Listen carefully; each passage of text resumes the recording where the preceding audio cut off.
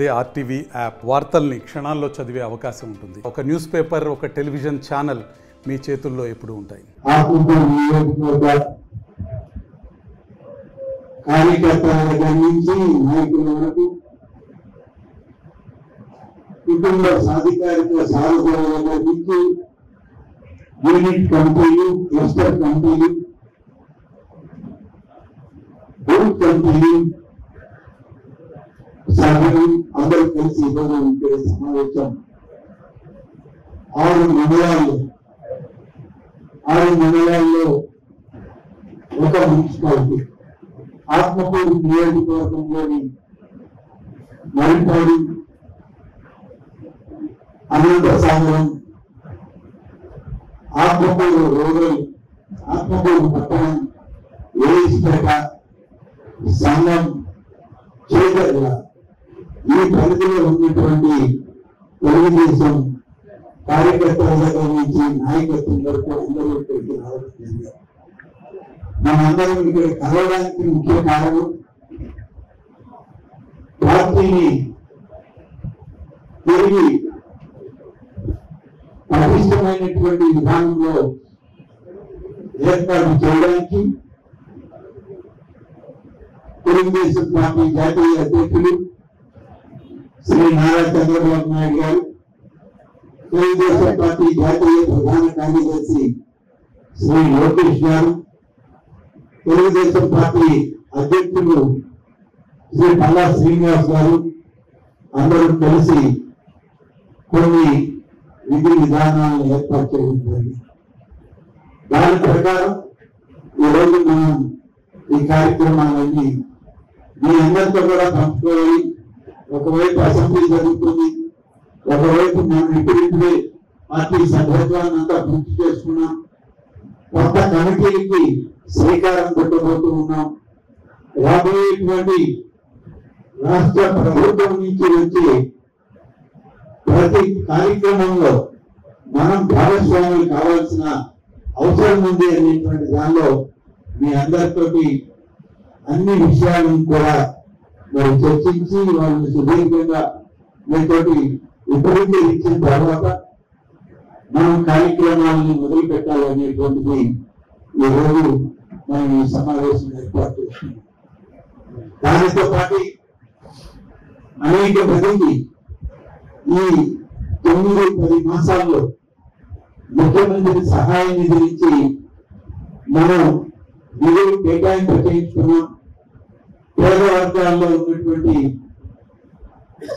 ఆరోగ్య పరిస్థితులను బట్టి వాళ్ళు కొంత డబ్బు ఖర్చు చేసుకొని వెచ్చిస్తే ఏవైతే ఆరోగ్యశ్రీ పథకంలోకి రావో వాటికి ముఖ్యమంత్రి గారి సహాయం నుంచి నిధులు ఇప్పించే ఏర్పాటు చేశారు. ఆ బంగారు ఈరోజు దాదాపుగా 26 మంది ఆరోగ్యశ్రీ సీఎం సహాయ నిధి నుంచి దాదాపుగా 27 మందికి ఈరోజు సీఎం గారి సహాయ నిధి నుంచి నిధులు విడుదలయ్యాయి. వాటి మొత్తం 48,60,613 రూపాయలు ముఖ్యమంత్రి సహాయ నిధి నుంచి ఈ 27 కుటుంబాలకు కూడా ఇవ్వడం జరుగుతుంది. ఇప్పటి వరకు వచ్చింది, ఇంకా రావాల్సినవి ఉన్నాయి. ఎప్పటికప్పుడు ప్రతి నెల వాళ్ళు అన్ని వెరిఫికేషన్లు పూర్తి చేసి వచ్చినట్టు పంపిస్తూ ఉంటారు. వాటిల్లో ఈ 27లో మనకు ఉన్నది చేజర్ల 5, అనంతసాగరం 1, ఏఎస్పేట 4, మరిపాడు 8, సంగం 3, ఆత్మకూరు 3. ఈ విధంగా మనకి దాదాపుగా 24 కుటుంబాలకి ఈ చెక్కులు ఇవ్వడానికి మనకు అనుమతులు వచ్చాయి. చెక్కులు కూడా ముఖ్యమంత్రి గారు సంతకం చేసి పంపడం జరిగింది.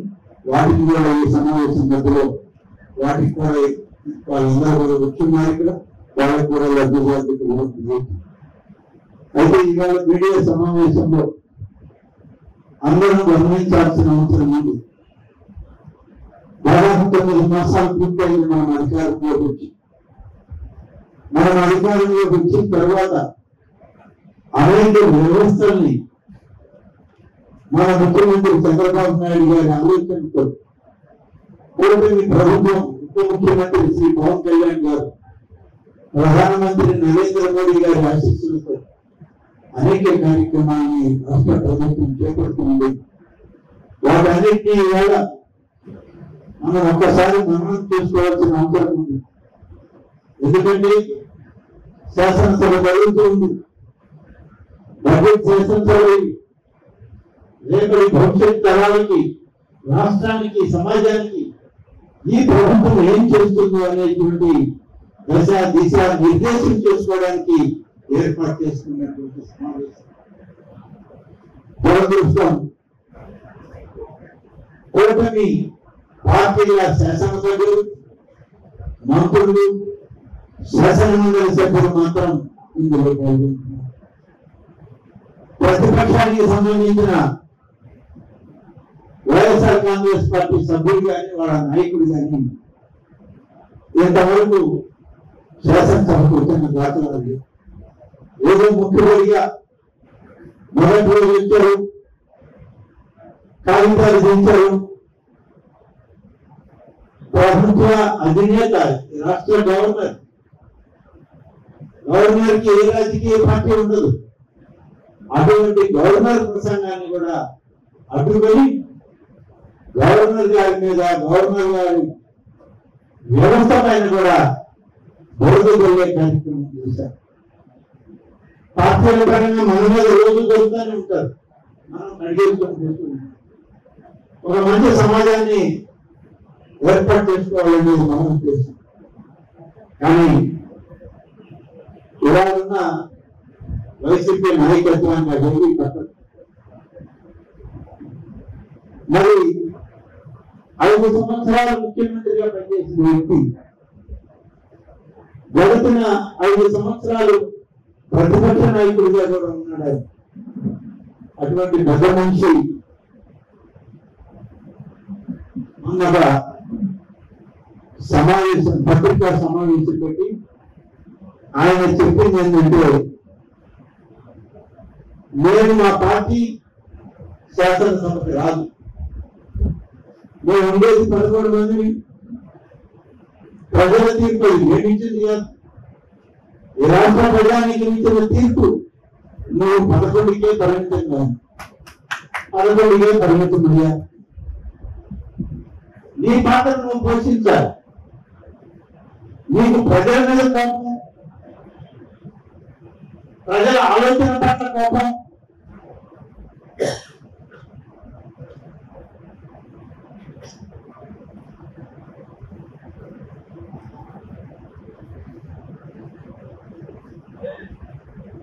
ప్రజలు తప్పు చేశారు అనేటువంటి ఆలోచనతో నీ శాసనసభకు పాల్గొన్నాడు. ప్రజాస్వామ్య విలువలకి ఏముంది నీ దగ్గర? భారత రాజ్యాంగం, డాక్టర్ బాబాసాహెబ్ అంబేద్కర్ ఇచ్చిన రాజ్యాంగం, దాని మీద నీకు గౌరవం లేదు. ఈ దేశంలో ఉన్నటువంటి కోట్లాది మంది దళితులు, గిరిజనులు, బలహీన వర్గాలు, మైనారిటీలు, రైతాంగం, మహిళలు, వీళ్ళ పట్ల నీకు సదాభిప్రాయం లేదు. భారత రాజ్యాంగం ఇచ్చినటువంటి ప్రజాస్వామ్య స్ఫూర్తి నీకు అసలు లెక్కే లేదు. మరి నువ్వు శాసనసభకు రాకుండా ఏమి చేస్తావయ్యా అంటే, మా ఇంట్లో నేను సమావేశం పెడతాను, పత్రికల్లో నేను అడుగుతాను, మీరు శాసనసభ నుంచి సమావేశం పెడతాను. ఇది ఎక్కడ చూద్దాం, ఆలోచించండి. ఇవాళ మీడియా మిత్రులు కూడా నేను కోరుతున్నాను, ప్రజాస్వామ్య వ్యవస్థ బలోపేతం కావాలంటే శాసనసభలు, పార్లమెంటు, ఉభయ సభలు ఈ దేశాన్ని, రాజ్యాంగాన్ని కాపాడే సభ.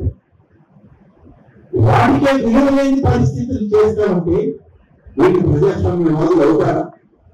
ఈ వైఎస్ఆర్ కాంగ్రెస్ పార్టీకి ఒక రాజకీయ పార్టీగా ఈ రాష్ట్రంలో ఉండడానికి కనీస అర్హత ఉందా? ప్రజల తీర్పునే ఓవర్పెట్టే విధంగా, ప్రజలు ఇచ్చినటువంటి నిర్ణయాన్ని అవహేళన చేసే విధంగా వీళ్ళు ప్రవర్తిస్తున్నట్టు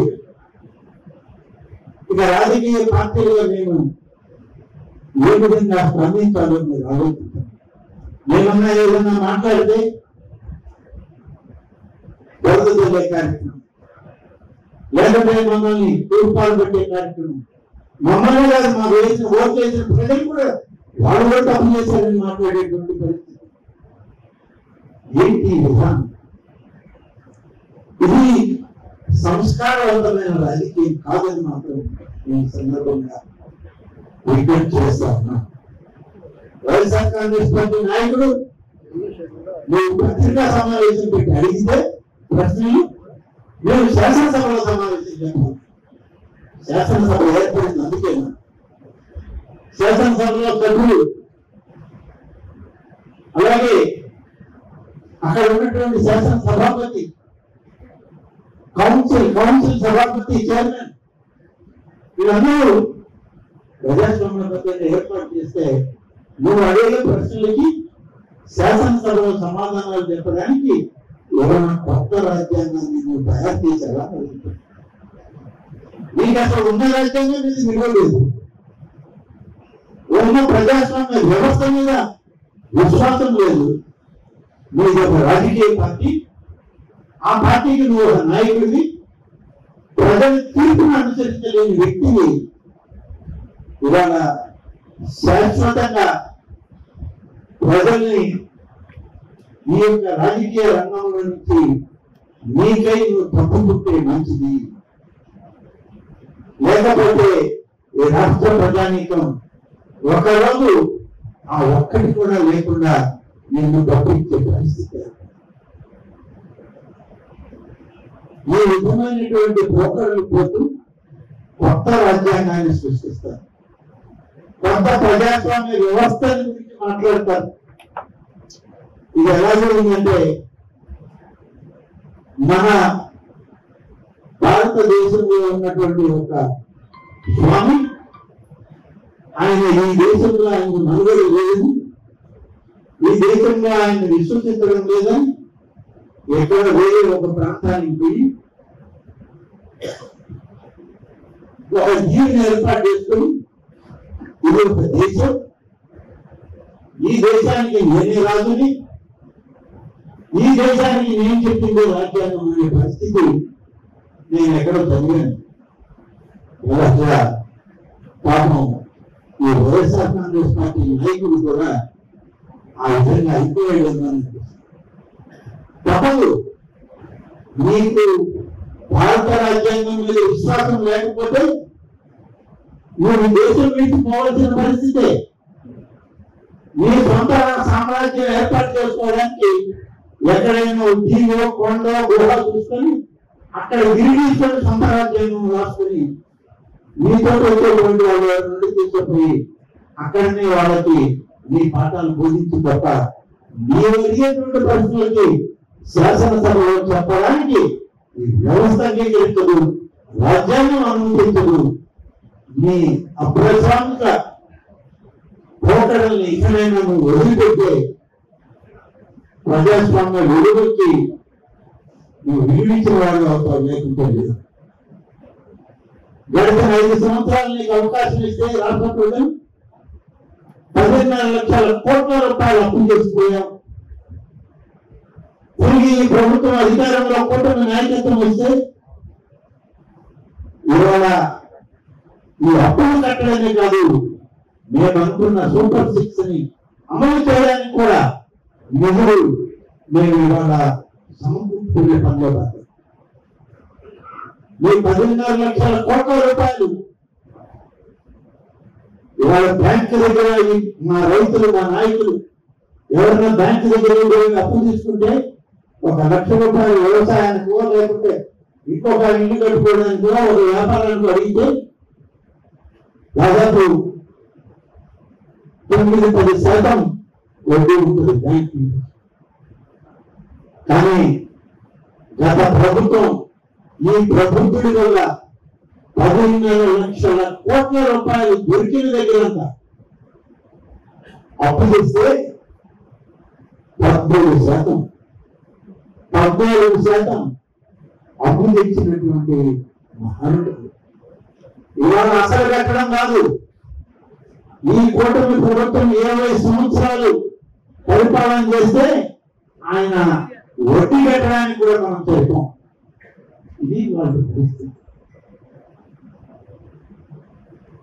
ఉపాధి హామీ పనులు జరిగితే దాదాపుగా 1200 కోట్ల రూపాయలు కేంద్ర ప్రభుత్వం ఆ ప్రభుత్వంలో చివరి 2 సంవత్సరాల్లో నిధులు ఇస్తే ఆ నిధులన్నీ కూడా దారి మళ్లించి ఒప్పు బెల్లాల్లో ఖర్చు పెట్టించారు.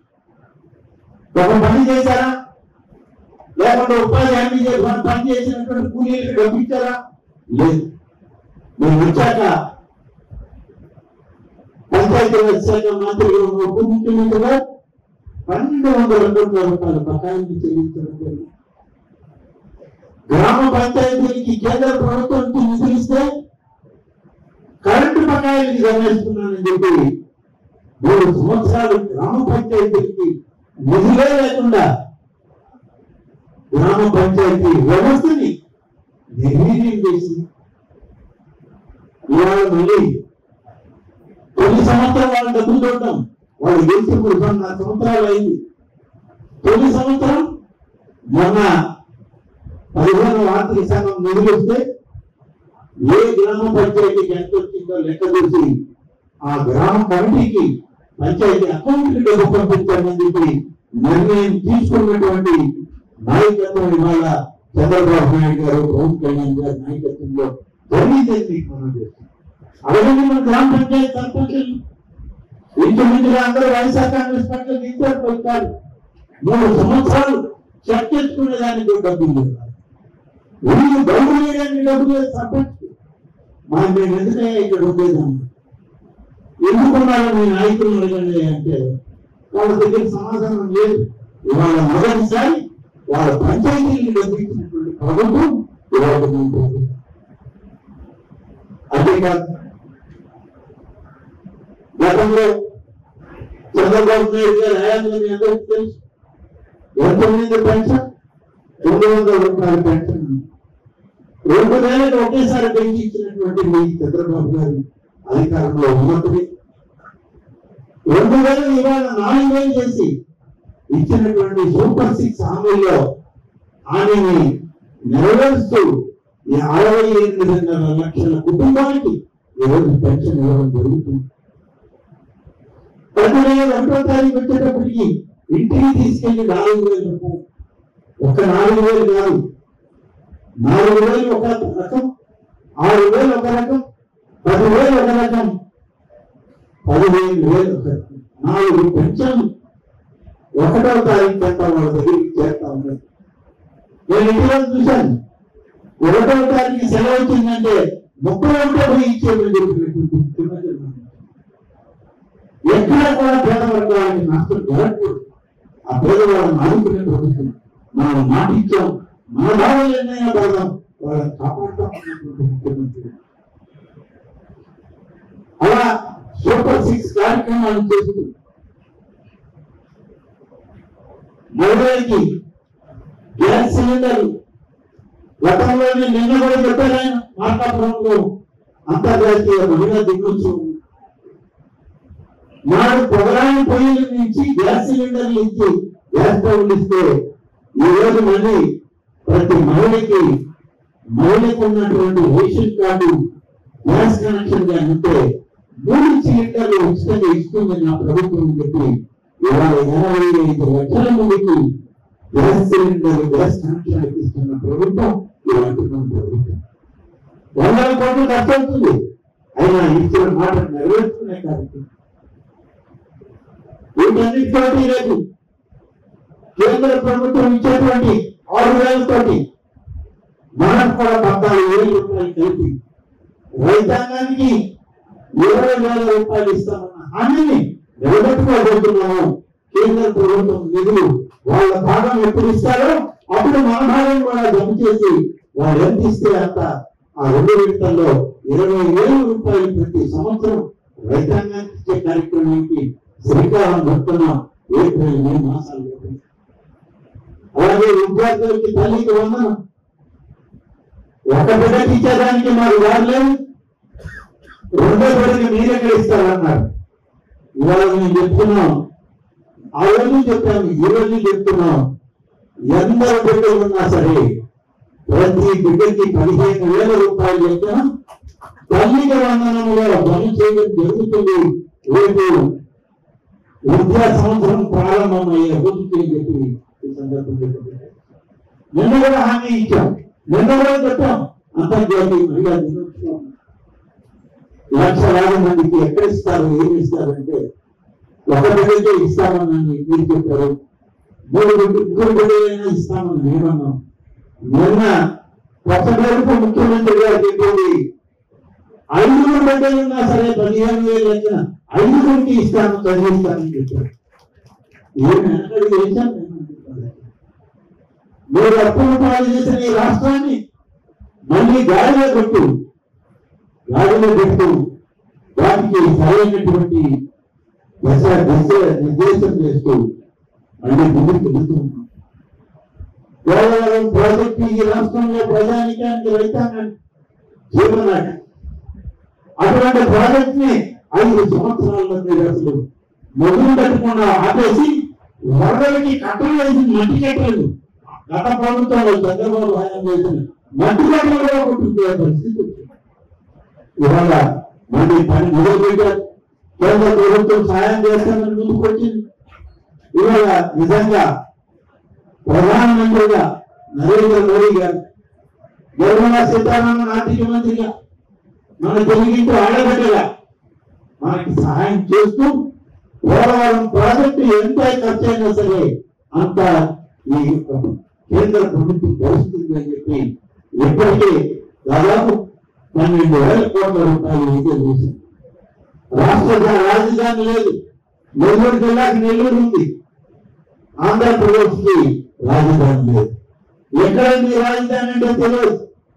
శాసనసభ ఎక్కడ ఉందంటే ఏదో కృష్ణావతికి ఉందన్నారు ఒక భావం.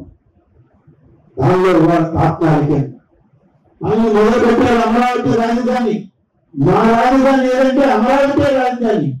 ఇవాళ నన్ను అడిగినా ఎక్కడికి పోతున్నా అంటే అమరావతికే పోతున్నానని చెప్తున్నా. నేను గుంటూరుకో, మంగళగిరికో, తాడేపల్లికో, విజయవాడకో పోయి అక్కడి నుంచి అసెంబ్లీకి పోతానని చెప్పడం లేదు. అమరావతికే పోతున్నామని చెప్తున్నా. మనకందరికీ ఏకైక రాజధాని రాష్ట్రానికి అమరావతిని రాజధానిగా తీసుకున్నాం, పనులు ప్రారంభిస్తున్నాం. బహుశా ఇది మార్చి చివరిలో ఉన్నాం. జూన్ జూలై మాసాలకి అసలు అమరావతి రాజధానిలో ఏ ప్రాంతం చూసినా ఒక నిర్మాణం కొనసాగుతున్నాయి.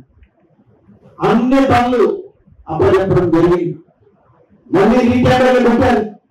మళ్ళీ టెండర్లు వచ్చే పెద్ద పెద్ద కంపెనీలన్నింటినీ తీసుకొచ్చారు. ఆర్థిక ఇబ్బందులు లేవు, మీరు రాజధాని నిర్మాణం చేయండి అని చెప్పి పనులు అప్పగించడం కూడా పూర్తయింది.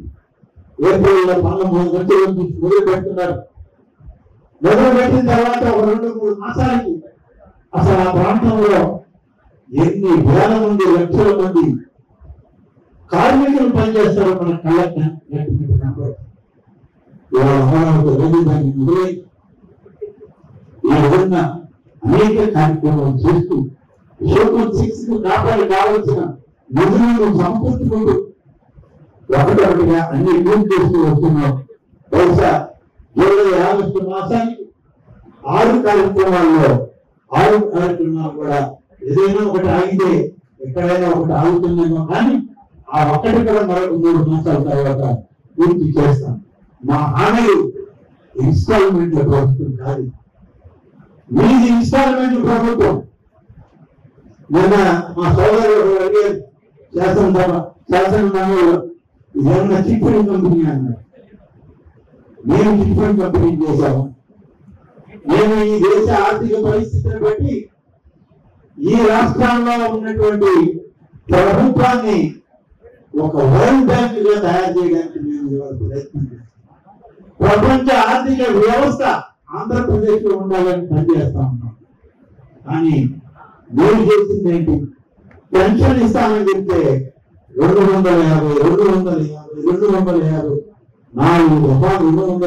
ఇచ్చి చిట్ ఫండ్ కంపెనీలకి ఇన్స్టాల్మెంట్ పెట్టినటువంటి చీటీ పాటల వ్యాపారం మీరు చేశారు. ఏమో తెలిసింది. మీ నాయకుడు వైఎస్ఆర్ కాంగ్రెస్ పార్టీ అధ్యక్షుడు ఆయన నాయకత్వంలో అంత భవిష్యత్తు పెట్టారు రాష్ట్ర ప్రభుత్వం. కాబట్టి ఇవాళ శాసనసభకు వచ్చిన వాళ్ళు మాట్లాడలేదు, ఎదుర్కోలేదు. సమస్యలకు సమాధానం చెప్పడానికి ప్రభుత్వం సిద్ధంగా ఉంది అని చెప్పి మొహం స్టార్టేసి తోకం వచ్చి పారిపోయారని చెప్పి చెప్పగలుగుతారు. పారిపోయారు లెటర్లు. పారిపోయి ఆయన ఇంట్లో కూర్చొని ప్రశ్నలు అడగటాక మేము అసెంబ్లీలో సమాధానం చెప్తాం. అసెంబ్లీలో ఉండి ఇటువంటి అరాచకవాదులు వేసే ప్రశ్నలకి సమాధానం చెప్పడానికి శాసనసభ ప్రజాహితం పోయి ప్రజాస్వామ్య పద్ధతుల్లో ఈ రాష్ట్ర ప్రజానికే సమాజాన్ని మెరుగుపరచడానికి, అభివృద్ధి పరచడానికి, రేపటి తరం భవిష్యత్తుకు మార్గాన్ని అన్వేషించడానికి, మహిళలకి అంతర్జాతీయ మహిళా సంవత్సరంలో వాళ్ళకి మెరుగైనటువంటి ఫలితాలను అందించేటువంటి కార్యక్రమాలు ఇవ్వడానికి శాసనాలను చేస్తూ ఆర్థిక వ్యవస్థని పటిష్టం చేసుకునేటువంటి సభ, అంతటి గౌరవ సభ శాసనసభ. కానీ మీకు ఆ సభ మీద మర్యాద లేదు, ఆ సభ పట్ల గౌరవం లేదు. అందుకని నేను ఇంట్లో నుంచి అడుగుతాను, సభలో నుంచి చెప్తుంటే నేను మీ దగ్గర ఉన్నా మీ కార్యకర్తలు లేకుంటే మీ దగ్గర పనిచేసేవాళ్ళు ఉన్నారనుకునేవారు కదా. నీకు నేను ఎక్కడంటే అక్కడ సమాధానం నేను ప్రజా బలంతో వస్తున్నాను, ఊరిని చేస్తున్నాను, సమాజం హితం కోరేవాడు. కాబట్టి ప్రజల యొక్క మనుగడ, ప్రజల యొక్క మనోభావాలు తీసి నేను పనిచేయడం జరుగుతుంది. కాబట్టి దయచేసి ఈ మీడియా సమావేశంలో ఎవరికి కూడా ఇవాళ కూటమి ప్రభుత్వాన్ని, చంద్రబాబు నాయకత్వాన్ని ప్రశ్నించేటువంటి బాధ లేదు, మీకు అవకాశం లేదు. కాబట్టి రాజ్యాంగాన్ని అపహాస్యం చేయొద్దు. మీకు ఇష్టం లేకుంటే మూడోదైనా కోరుతున్నాం, మాకు అవసరం లేదు. కానీ మీ ఎమ్మెల్యేలే మేము ఎందుకు చేసామో, మేము ఎందుకు ఎమ్మెల్యేలని పోటీ పెట్టుకున్నామో, ఎందుకు మేము ఎమ్మెల్యేలుగా మీ దగ్గరికి రాలేకపోతున్నామో మేము కడుపు తెచ్చుకుంటే కాళ్ళ మీద పడుతుంది అందరూ వాపోతున్నారు. కాబట్టి మీ ఎమ్మెల్యేల పేరు ఎమ్మెల్యేగా వాళ్ళని శాసించాలి, వాళ్ళని పంపించు. మీకెట్ట శాసనసభ అంటే గౌరవం లేదు, వాళ్ళకి కూడా ఇయ్యదు. ఎందుకు ఏం చేస్తున్నారు? 3 లక్షలు పెట్టుకుని కాళ్ళకి మాత్రం మీ స్టిక్కర్లకి ఎమ్మెల్యే కుదరుండాలా? టోల్గేట్లో నన్ను అడగకుండా అధికారం ఉండాలా? ఇక్కడికి మాత్రం ప్రజల సమస్యలు పట్టించుకోరా? ప్రజల యొక్క అవసరాలు అంటే తెలుసుకోరా? శాసనసభలో చెప్పరా? మీరు ఈ విధానాల్లో ఉండేదానికన్నా ఆ రాజకీయ వ్యవస్థ నుంచి తప్పుకొని మళ్ళీ 5 సంవత్సరాల ఎలక్షన్ వస్తుంది చూద్దాం. ప్రజలకు మళ్ళీ ఎవరికి పట్టం కడతారో ఆలోచన. ఇంకా 4 సంవత్సరాలు ఉంది మాకు అవకాశం. మేము ప్రజా హితంలోనే పనిచేస్తాం తప్ప ప్రజాస్వామ్య వ్యవస్థలు ఉంటాం తప్ప అరాచక శక్తులకు మాత్రం ఈ రాష్ట్రంలో అవకాశం ఇవ్వదు. అరాచకవాదుల్ని రాని ప్రజల మనుగడే లక్ష్యంగా నేను పనిచేస్తాను. మీడియా ద్వారా ఇవాళ వైఎస్ఆర్ పక్షాన్ని ప్రతిపక్షం అనలేము మేము. వాళ్ళకి ప్రతిపక్ష హోదా కూడా ప్రజలు ఇవ్వకపోతే ప్రజలు తప్పు చేశారు. వీటిని నాకు ప్రజలే వద్దులేదంటే నేనెందుకు ఇవ్వాలి? నేనెందుకు ఇవ్వాలి? నేను ఇవ్వం కదా. అదే ప్రజలు ఇవ్వలేదు. ఇటీవల మండలి ఎన్నికలు జరిగాయి. మీకు అభ్యర్థులను పెట్టుకోవడానికి దారి లేదు. ఎవరెవరికో మద్దతు పెట్టుకోవాలి. తిరస్కరించారు. విద్యావంతులైనటువంటి గ్రాడ్యుయేట్లు కూడా మీరు పెట్టిన అభ్యర్థులకు మీరు మద్దతు ఇచ్చిన అభ్యర్థులు వీళ్ళు పడిన వాళ్ళకి ఏమన్నా ప్రయోజనం పెరిగే వీళ్ళు మద్దతు ఇచ్చిన వాళ్ళు కూడా ఆడుకుంటున్నారు. ఆ మెజారిటీ కూడా రావాలి. కాబట్టి కూటమిలో ఇవాళ ఒక పటిష్టమైనటువంటి నాయకత్వం ఉంది ఈ దేశంలో. కాబట్టి ప్రజలకి సన్నిహితంగా ఉంటూ ప్రజాస్వామ్యంలో మేము అందరం కలిసి పనిచేస్తామని తెలియజేస్తూ ఈరోజు ముఖ్యంగా ఆత్మకూరు నియోజకవర్గం ప్రతి గ్రామం నుంచి మా పార్టీ నాయకులు కార్యకర్తలు అందరూ వచ్చారు. ఈ సందర్భంలో వాళ్ళకి పార్టీ కార్యక్రమాలు చెప్పాల్సిన అవసరం ఉంది. కుటుంబ సాధికారిక సారథ్యాన్ని ఏర్పాటు చేసుకోవడం, యూనిట్లను ఏర్పాటు చేయాలి, అలాగే బూత్ కమిటీలను ఏర్పాటు చేసుకోవాలి, అలాగే క్లస్టర్ కమిటీలను ఏర్పాటు చేసుకోవాలి.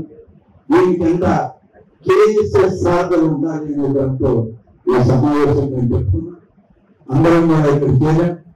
ఇవాళ సాయంత్రం వరకు ఇంత సమయం ఇక్కడే ఉంటా ఉండి అందరం కలిసి ఒక 10 రోజుల సమయం తీసుకొని ఈ కేఎస్ఎస్ కమిటీలన్నింటినీ కూడా చేయడానికి, మిగిలిన కమిటీలన్నింటినీ నెలాఖరికి పూర్తి చేయడానికి ఏర్పాటు చేసుకోవడానికి ఆత్మకూరు నియోజకవర్గం నుంచి ఇవన్నీ కూడా ఇక్కడ సమావేశం అయ్యాలని అందరం తెలియజేస్తూ ఇవాళ 27 మంది పేదవాళ్ళకి అనారోగ్య బాధితులకి చెప్పులు పంపిణీ చేసే కార్యక్రమం అది ఇచ్చి మా పార్టీ కార్యక్రమం మొదలుపెట్టామని. మరిన్ని వీడియోస్ కోసం ఛానల్ ని సబ్స్క్రైబ్ చేయండి. లేటెస్ట్ అప్డేట్స్ కోసం వాట్సాప్ ఛానల్ ని ఫాలో అవ్వండి. ఆ లింక్ డిస్క్రిప్షన్ లో ఉంది.